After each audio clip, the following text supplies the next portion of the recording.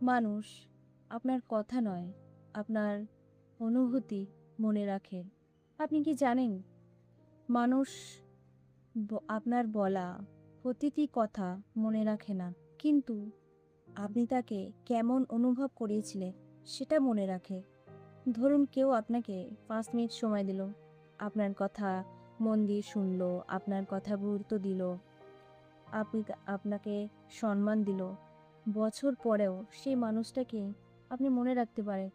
অন্যদিকে কেউ আপনার কথা ঘন্টার পর ঘন্টা শুনল, কিন্তু আপনাকে অবহেলা করলো, আর আপনি তখন তাকে দ্রুতই ভুলে যাওয়া যায়।